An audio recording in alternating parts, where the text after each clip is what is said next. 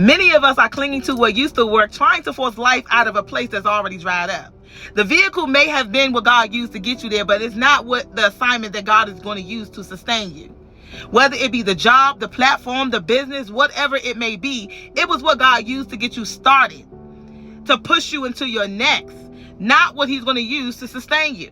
It was never the source. And right now, some of us are so clingy to what made us get here and helped us get to this place. But the thing is, God is saying, I'm not using that to sustain you. I use that to get you where you are. But now I'm calling you to the season of next. This place feel like it's been dried up, and it has. You've fallen in love with the tool that God used to push you into this place and forgetting your true assignment. So many of us are frustrated, we're burnt out, we're tired because we have fallen off the assignment, because the assignment is to go to your next. Not because we don't have faith that we've fallen off the assignment, but because we're trying to be sustained in a place that God never told us to stay. My God.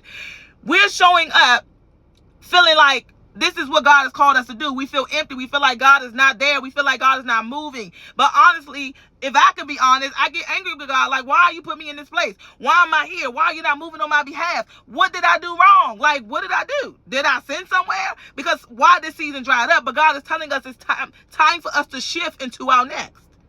God is calling us to shift into our next season. God told Elijah to go to the brook, that I've commanded the ravens to feed you. The ravens came and fed him morning and night. The brook fed him water. This was a season of famine. And God did just that. That the ravens came and fed him. He provided. He gave direction, and he moved in obedience. Elijah moved in obedience. But then there was a season where the brook dried up again. The brook dried up again, and we're in a season, if that's you, you're in a season where it seemed like it dried up again. Not because God left you, because he did not. Not because God is calling you, or God is trying to confuse you or anything like that. He's calling you to your next assignment. We're sitting at a dry brook trying to figure out how we're going to be revived and how God is going to sustain us here when God never planned to sustain us in this place. We're still trying to ask God for water in a place he's already left.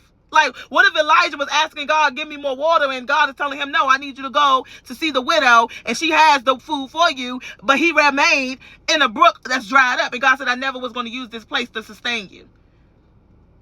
So many of us are comfortable, but we're operating in disobedience.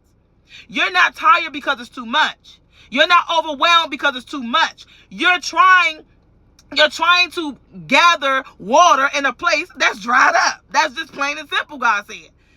The word of the Lord came to Elijah to move and go to the widow's house. And when the water brook dried up, he went to the widow's house, and the widow only had enough food for her and her son. And Elijah told her, well, just go make that for me and feed me first. And I'm like, if it was me, I'm like, I'm not feeding you first. I got to eat. That's how some of us are. But in that, the widow was obedient, and she had food for many days, the word said. So I'm here to tell you that your sustainability is locked in your obedience. God sent Elijah, and he moved in obedience. This woman barely had enough for her and her child. In obedience, we have to be obedient to God in a season. If you're in a season of lack, if you're in a season that this place that you're in is just dried up, God is saying, come to me. I'm trying to give you your next assignment. I'm trying to reveal to you what your next assignment is, but you have been so comfortable in this place thinking that I have left you and I've not forgotten about you. My word it doesn't turn void. I would never leave you or forsake you.